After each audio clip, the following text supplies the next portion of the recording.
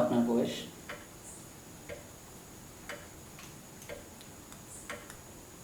আপনার বয়স কত?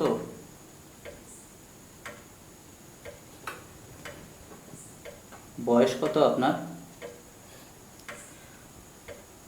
32। ঠিকানা? 4-1 আর পুলি লেন। বাড়িতে কে কে আছে?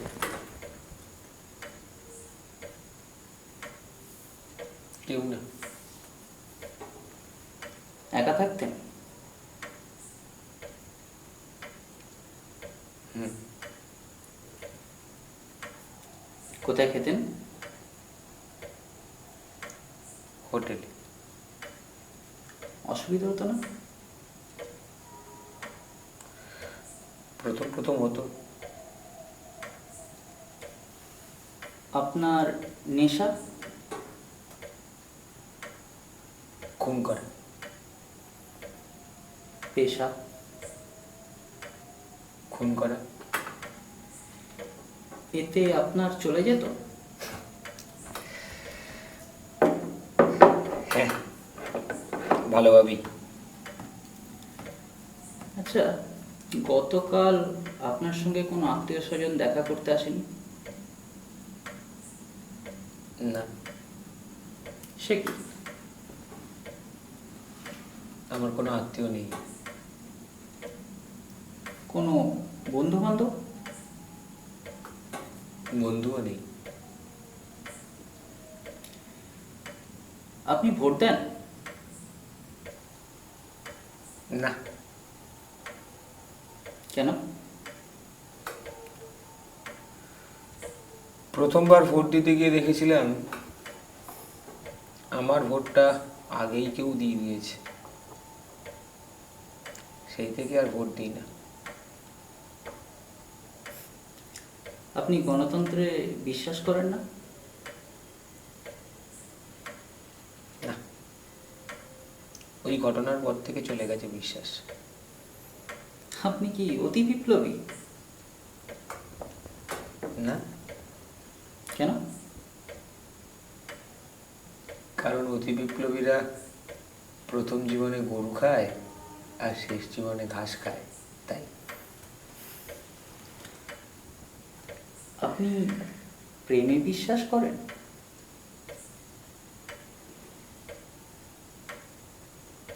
হ্যাঁ, আমি একটা মেয়েকে ভালোবাসতাম। জীবনের প্রথম চুমু তাকেই খাই, আর খাবার পরেই জানতে পারি যে সে গর্ভবতী। কে কাজ করেছিল বলে আপনার মনে হয়? জানি না। এরপরেই আপনি প্রেমে বিশ্বাস হারান, তাই তো? না, কিছুটা বাকি ছিল। বিয়ের পরে সেটাও চলে যায়। কিভাবে আপনার বিয়ে ছিল? প্রেম করে না সম্বন্ধ করে? প্রেম করে। আপনি আবার প্রেম করেছিলেন? হ্যাঁ। কেন? সুখী হব বলে। তা সুখী হতে পারেননি? না। কেন? প্রেম করার সময় বুঝতে পারিনি, পরে দেখলাম আমাদের মধ্যে অনেক অমিল। আমি ভালোবাসতাম ঝাল খেতে, ও ভালোবাসতো মিষ্টি খেতে। আমি ভালোবাসতাম লাল রং, ও ভালোবাসতো সবুজ রং।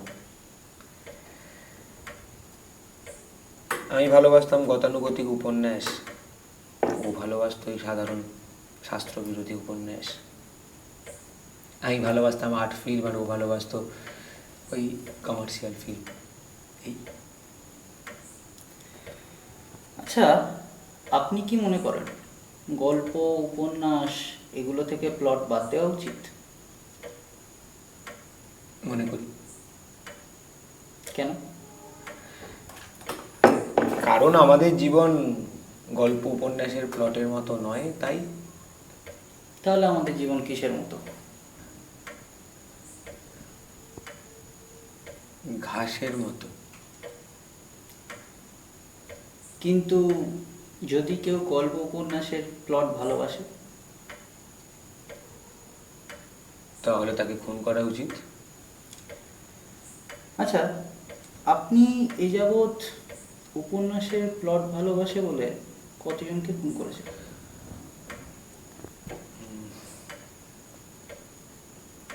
99 জনকে। এরা কারা?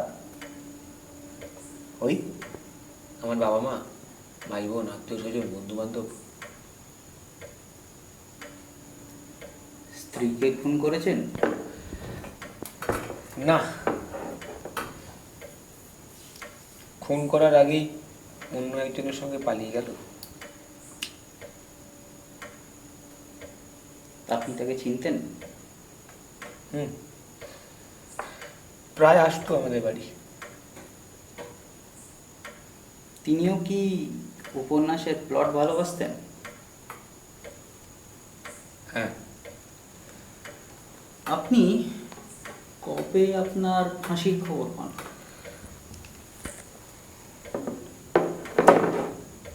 7 দিন আগে। খবরটা পেয়ে আপনার মধ্যে কি প্রতিক্রিয়া হয়েছিল? একটা সিগারেট ধরিয়েছিল। কেন? কারণ এই প্রথম একটা খবর আমাকে শান্তি দিয়েছিল, তাই। শান্তি? কেন? আমার আর বেঁচে থাকার ইচ্ছা ছিল না। কেন? অনেকদিন বেঁচেছি আমি। বেঁচে থাকা মানে কি বোঝায় আমি জানি। কি জানেন আপনি বেঁচে থাকা বলতে? আহার, নিদ্রা, মৈথুন। বঙ্কিমচন্দ্র রামকৃষ্ণকে একথা বলেছিলেন। জানি। এর উত্তরে রামকৃষ্ণ কি বলেছিলেন তা জানেন তো? জানি। তিনি বলেছিলেন, তুমি তো বড় ছেঁচড়া, যা দিনরাত ভাবছো, লিখছো, তাই আবার মুখেও বলছো। মূলো খেলেই মূলো ডেকুর ওঠে। এরপরেও আপনি বঙ্কিমচন্দ্রের মতো বলবেন? বলবো, কারণ অন্য কোনো জীবনের কথা আমি জানি না। জানলে বলতাম না। আপনি রামকৃষ্ণকে ভক্তি করেন না? অন্য প্রশ্ন করুন। কোনোদিন স্বপ্নে রামকৃষ্ণকে দেখেননি? অন্য প্রশ্ন করুন। গতকাল রাত্রে আপনার ভালো ঘুম হয়েছিল?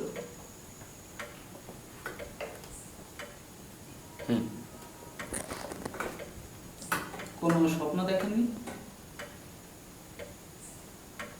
না।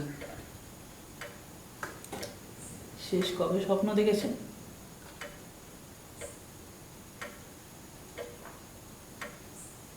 মনে নেই। কি দেখেছেন মনে আছে কিছু? না।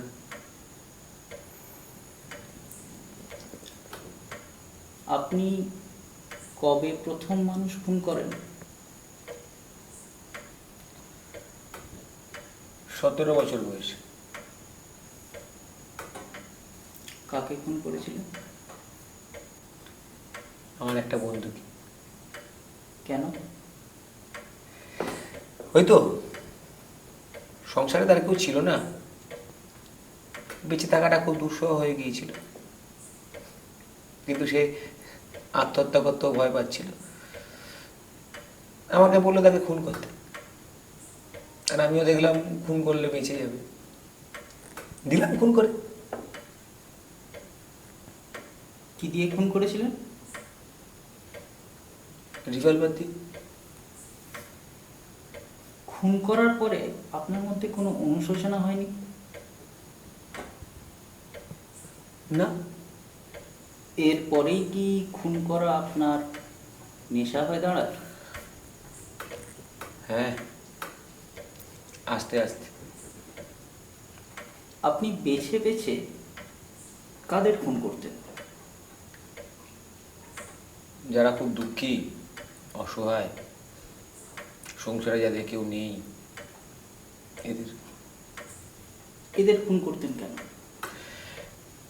কারণ সংসারে তারা একটা মস্ত বড় বোঝা, তাই। এরপরেই খুন করা আপনার পেশা হয়ে দাঁড়ায়? আস্তে আস্তে। ওই যেমন হয় না, শিল্পী, সাহিত্যিক, রাজনীতিবিদ, এদের।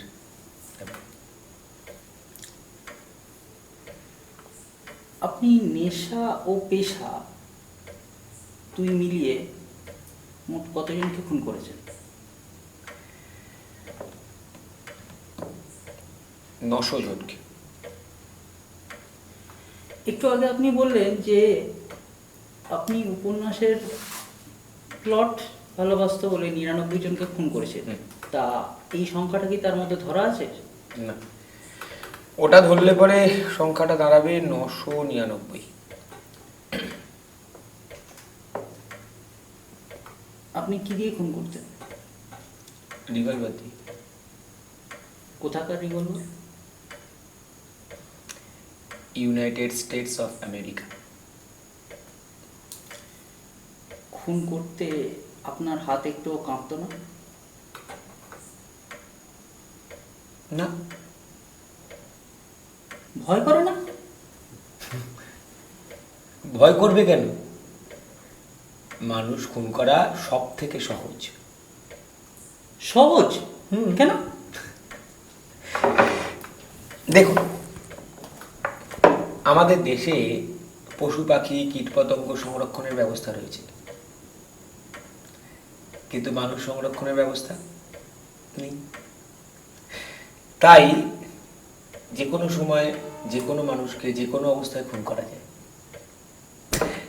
এই ধরুন আপনি রাস্তা দিয়ে যাচ্ছেন, তো যেতে যেতে একটা লোককে দেখে আপনার খারাপ লাগলো, আপনি মনে মনে বিরক্ত হলেন। আপনার মনে হলো এই লোকটার আর বেঁচে থাকার দরকার নেই। তো এবারে আপনি তাকে স্বচ্ছন্দে গুলি করুন,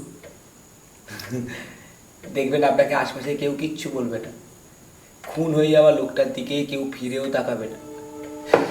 যে যেখানে যা যা কিছু করছিল সব কিছু করতে থাকবে। উল্টে তারা আপনাকে মনে মনে ধন্যবাদ দেবে। কেন জানেন? কারণ আপনি এই পৃথিবী থেকে একটা মানুষকে সরিয়ে দিলেন, সেই জন্য। মানুষ ছাড়া অন্য প্রাণী কত মেরেছেন?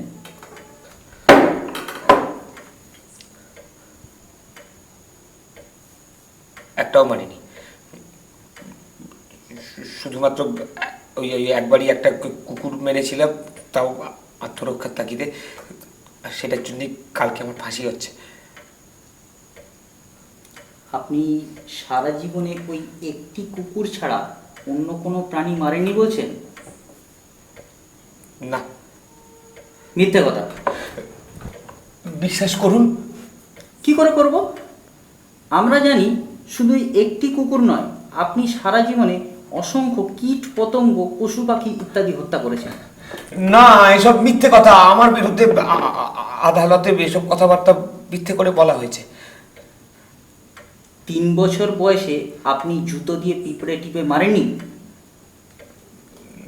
না, আমার সেসব কিছু মনে নেই। আপনার এক প্রতিবেশী কথা বলেছে, পিঁপড়ের দুঃখে তার চোখে জল চলে এসেছিল। সেদিন সে মুখে কিছু তুলতে পারেনি, সারা রাত্রি বিছানায় শুয়ে ছটফট করেছে। করতে পারে, কিন্তু আমি ওসব কিছু মনে করতে পারছি না যে পিঁপড়ে মেরেছি বলে।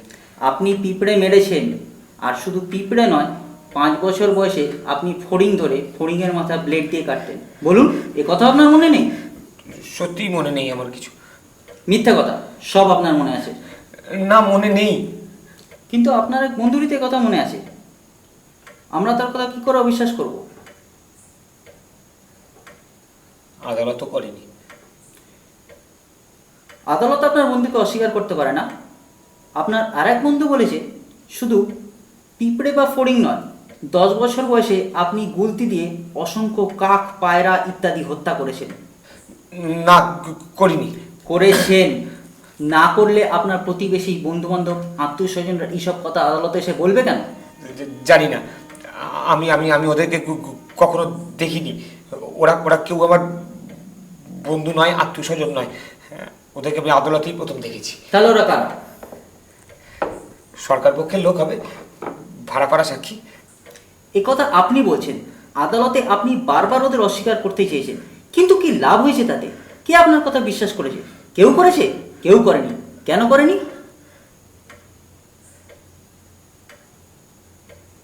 জানি না, হয়তো বিশ্বাস করতে চায় না, তাই। মোটেই তা নয়। কি তবে? আপনি আসলে বিপদে পড়ে আপনার আত্মীয় স্বজন, বন্ধু বান্ধবদের অস্বীকার করতে চাইছেন। মিথ্যে কথা। আপনি এখনো এ কথা বলছেন? আজ বাদে কাল আপনার ফাঁসি হবে, আপনার মধ্যে একটু অনুশোচনা হচ্ছে না? সত্যি কথাটা স্বীকার করতে পারছেন না?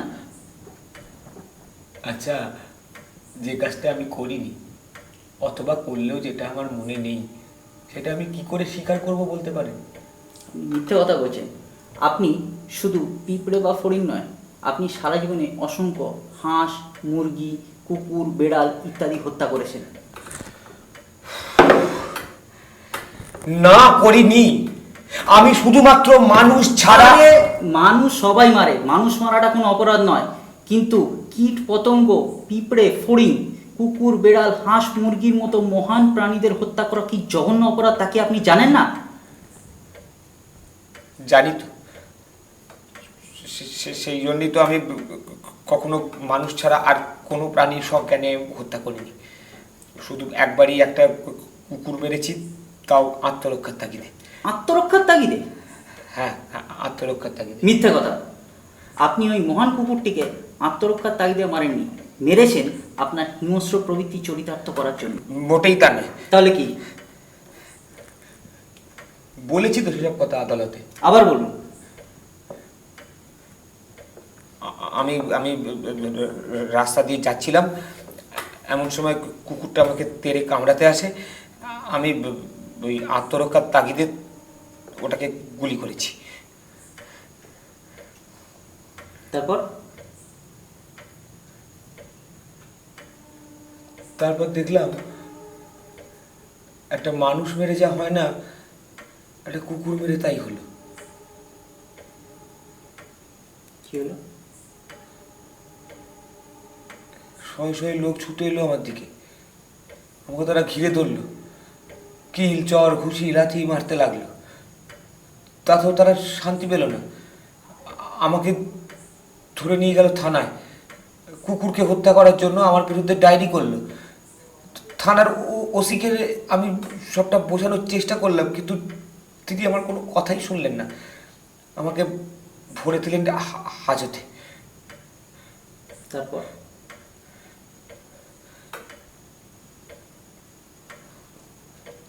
তারপর তারপর তিনি আমাকে অনেকটা উপদেশ দেবার ভঙ্গিতে বললেন, দেখুন দেখুন আমি আপনার একটা কথাও বিশ্বাস করি না, তবে তবে আপনার মুখের দিকে তাকিয়ে যদি আমি আপনার কথাটা বিশ্বাসও করি, তাহলেও বলবো যে ওই মহান কুকুরটাকে হত্যা করে আপনি অত্যন্ত অন্যায় করেছেন।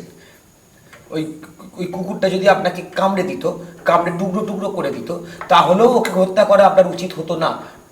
কারণ আপনি জানেন কুকুর আমাদের দেশের সব থেকে সম্মানিত প্রাণী। তাই তাই কুকুরকে হত্যা করা মানে এই দেশকে অপমান করা। আপনি এ কথা মানেন? না। মানেন না? মানি না। আপনি থানা ওসিকে আপনার এই মনোভাবের কথা জানিয়েছিলেন? জানিয়েছিলাম। আমি আমি আমি আমি তাকে তাকে জিজ্ঞাসা করেছিলাম যে আপনি আপনি এসব কথাবার্তা কেন বলছেন। তিনি এর উত্তরে আপনাকে কি বলেছিলেন? তিনি তিনি আমাকে ধমক দেওয়ার মতো করে বলেছিলেন, আপনি মহাভারত পড়েননি, আপনি জানেন না যে মহাপ্রস্থানের পথে স্বয়ং ধর্মরাজ যুধিষ্ঠিরের সঙ্গে সঙ্গে গিয়েছিলেন কুকুরের ছদ্মবেশে। কুকুর হচ্ছে সততা, ন্যায় আর ধর্মের মূর্ত প্রতীক। সেই জন্যই আমাদের দেশে কুকুরকে জাতীয় প্রাণীর সম্মান দেওয়া হয়েছে। আর আপনি কি না একটা কুকুরকেই হত্যা করলেন। তারপর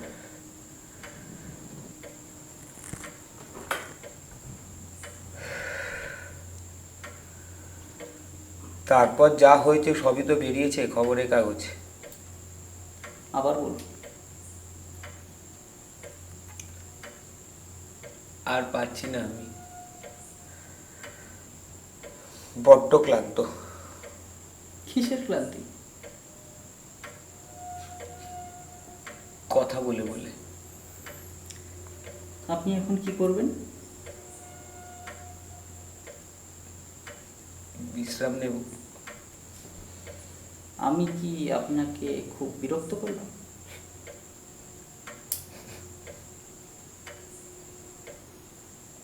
একটু একটু আরেকটু করবো? আপনার প্রশ্ন এখনো শেষ হয়নি? আমার আর 3টে প্রশ্ন আছে।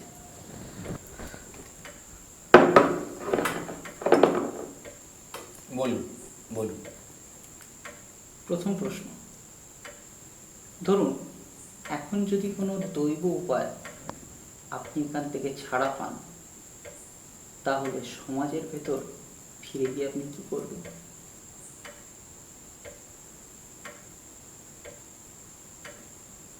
আমি আর মানুষ না মেরে কুকুর মারব, দেখলেই মারব। দ্বিতীয় প্রশ্ন,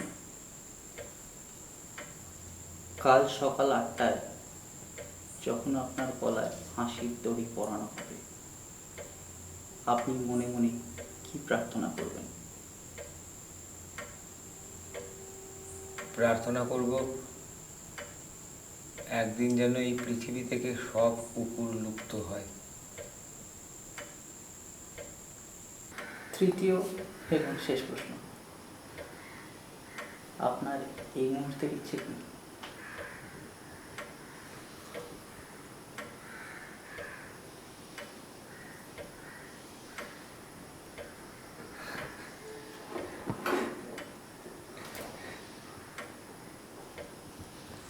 সিগারেট খাওয়া।